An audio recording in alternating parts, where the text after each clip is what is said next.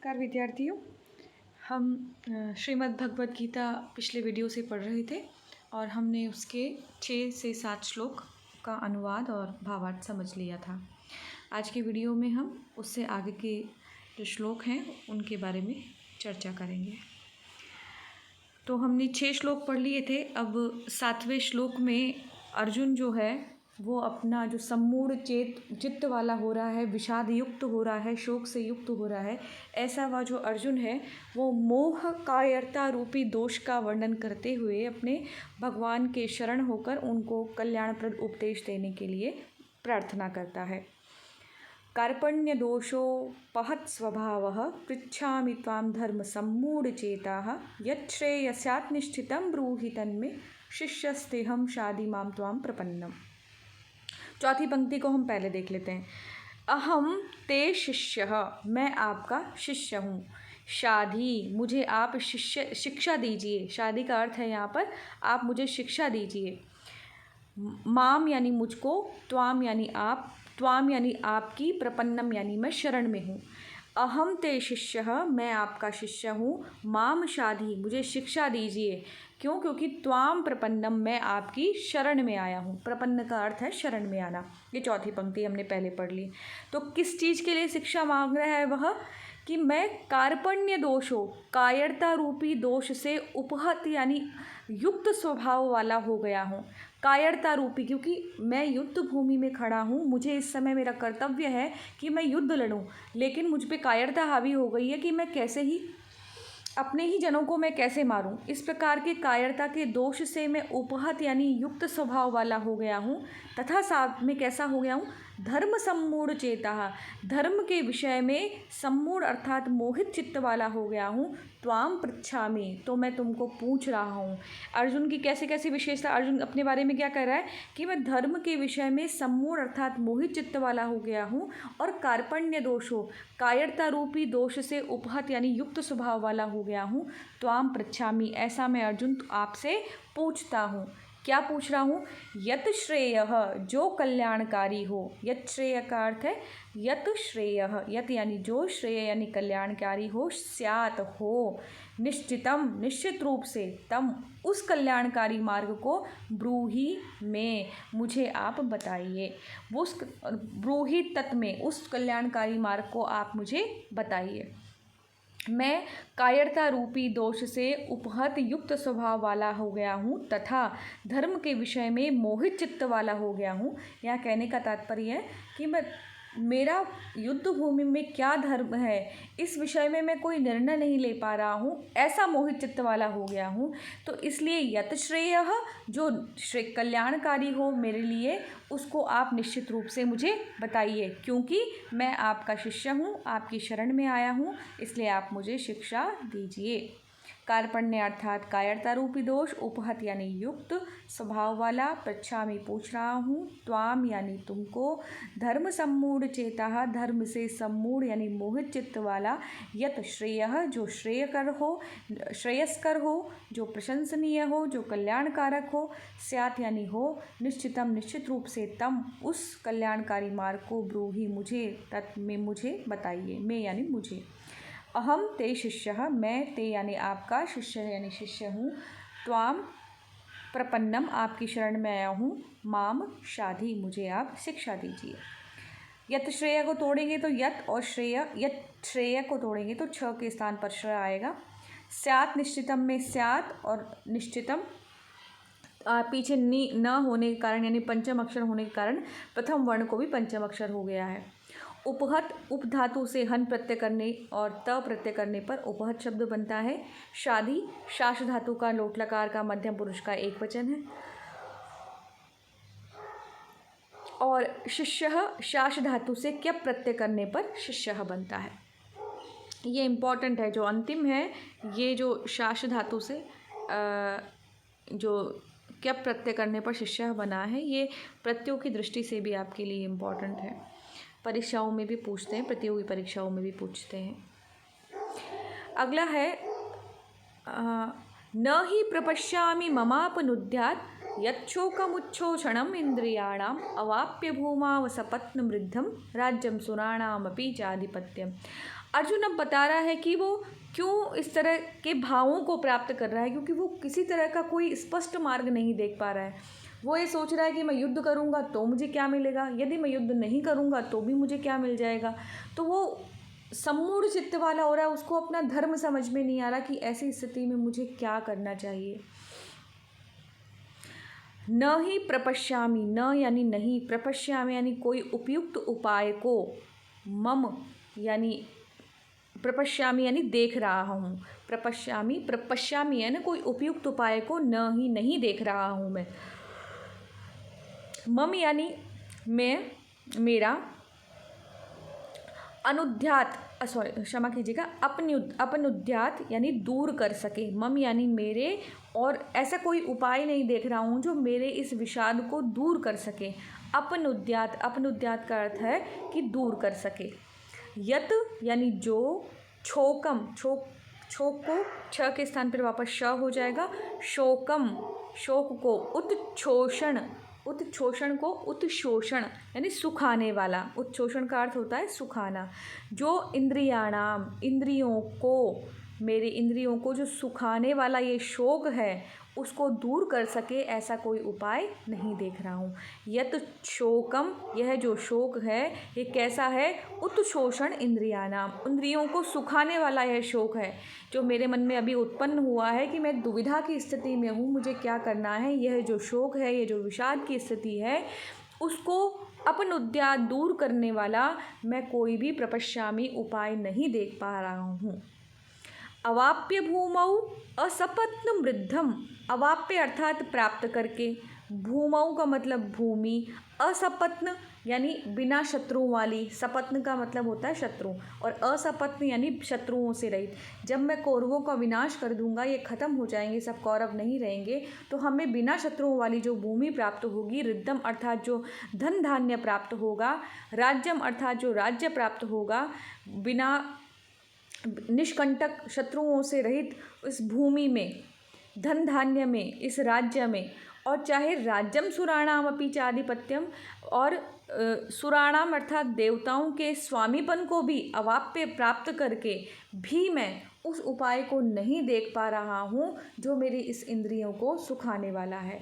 मतलब अर्जुन की विषाद को समझिए आप।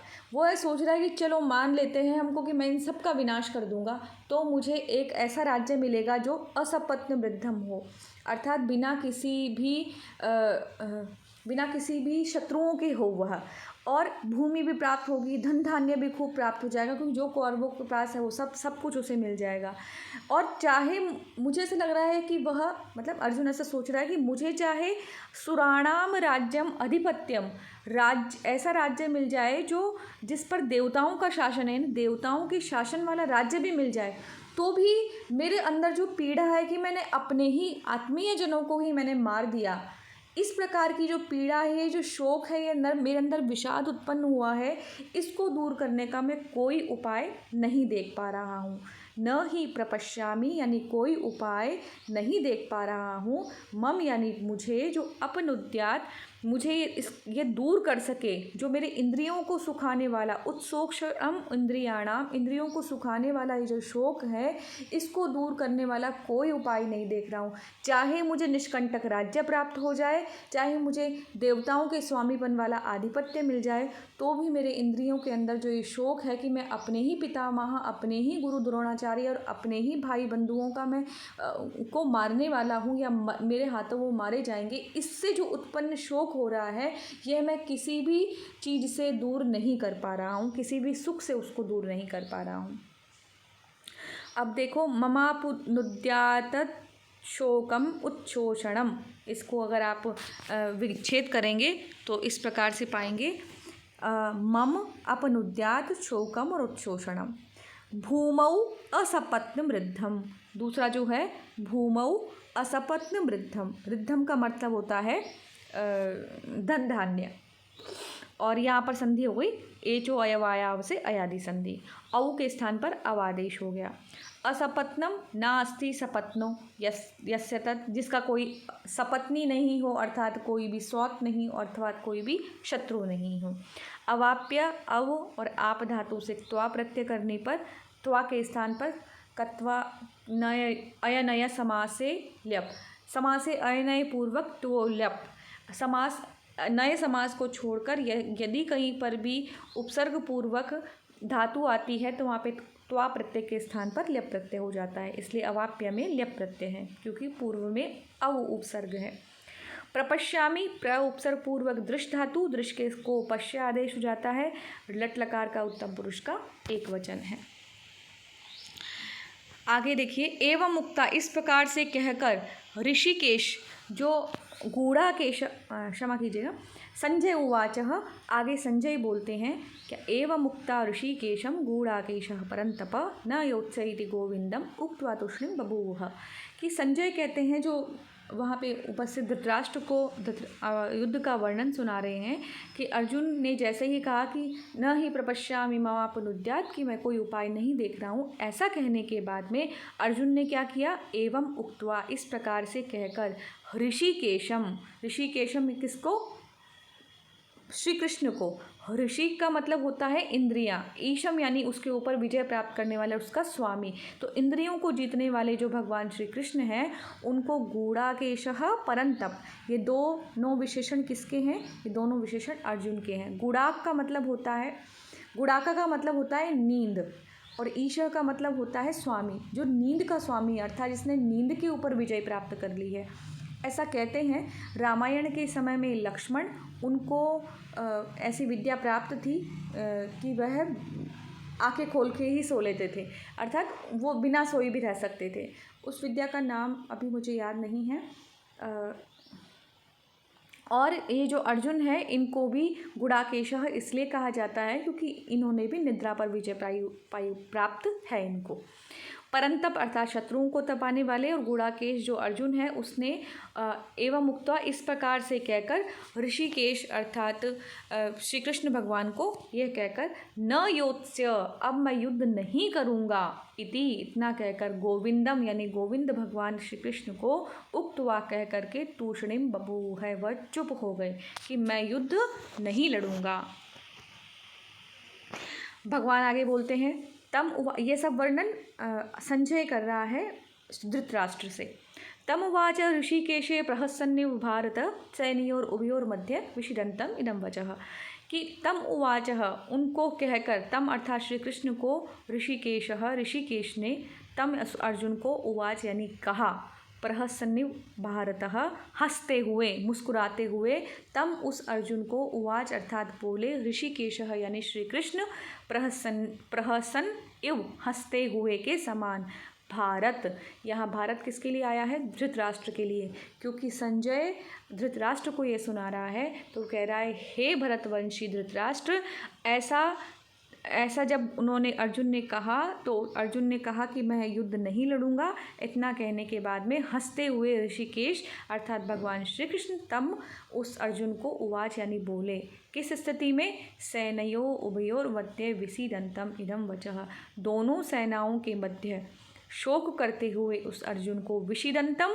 शोक करता हुआ, विषीदंतौ विषीदंतः विषीदंतम, तो विषीदंतम द्वितीय विभक्ति का द्विवचन, इसमें क्षत्रिय प्रत्यय यानी शोक करता हुआ, विषीदन अर्थात शोक करता हुआ, तो शोक करते हुए का द्विवचन, शोक करते हुए उस अर्जुन को, विषीदंतम इदम यह वचः वचन, कब बोले, सैनयोर उभयोर मध्य, दोनों सेनाओं के बीच जिसका अर्जुन का रथ खड़ा है उस ऐसे अर्जुन को भगवान श्री कृष्ण ने ये वचन कहे।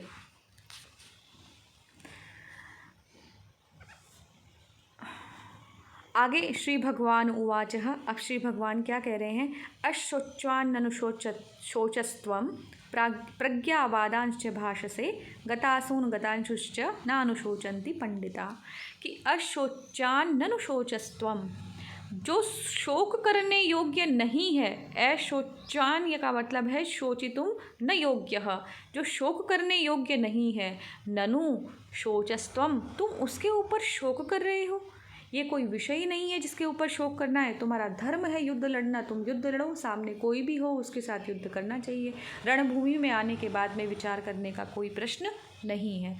प्रज्ञावादांश्च भाषसे, और तुम प्रज्ञावानों की तरह बात करते हो, जो शोक करने योग्य नहीं है उस पर भी तुम शोक कर रहे हो। और प्रज्ञावादांश, प्रज्ञावान का मतलब होता है विद्वान लोग, पंडित लोग, और पंडितों की तरह भाषा प्रयोग करते हैं, मतलब पंडितों के से वचनों को कहता है।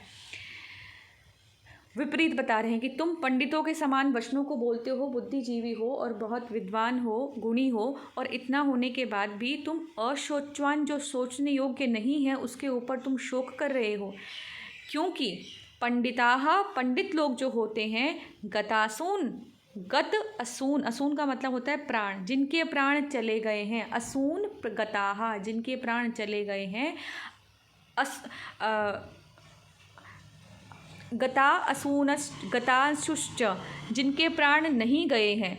असून का मतलब होता है प्राण, तो अगताः जिनके प्राण नहीं गए हैं, और गताः जिनके प्राण चले गए हैं। अगताः असून जिनके प्राण नहीं गए हैं, और असून गताः जिनके प्राण चले गए हैं।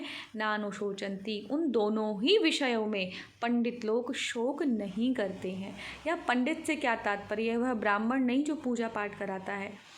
पंडित से तात्पर्य है बुद्धिमान व्यक्ति, पंडित से तात्पर्य है तत्वज्ञानी व्यक्ति, वह व्यक्ति जिसने इस लोक, इहलोक और परलोक दोनों के विषय में तात्विक ज्ञान प्राप्त कर लिया है, जिसका परमात्मा से मेल हो गया है। हम सामान्य अर्थों में आजकल उसके लिए परमहंस का प्रयोग करते हैं। ध्यान समाधि योग हो, जिसको ईश्वर प्राप्ति जैसा या फिर ईश्वर से तत्लीन हो गया हो, वह ईश्वर के आकार में आकारित हो गया हो, ऐसा जो व्यक्ति है, जो इस संसार को जानता है कि यह मिथ्या संसार है, क्षणिक संसार है, इस संसार में जो आया है उसे निश्चित रूप से जाना ही है। कोई भी व्यक्ति ऐसा नहीं है जो इस संसार में हमेशा रहेगा, कोई नहीं होगा। जिसने संसार में जन्म लिया है उसकी मृत्यु अवश्यंभावी है, नित्य है, होगी ही होगी। इस विषय को जो जानता है उसको यहाँ पर पंडित कहा है। तो पंडित जो हैं वो गतासून, जिनके प्राण चले गए हैं, गतासूंश्च, और जिनके प्राण नहीं गए हैं, न अनुशोचन्ति, उन दोनों ही के विषय में जो वो शोक नहीं करते हैं।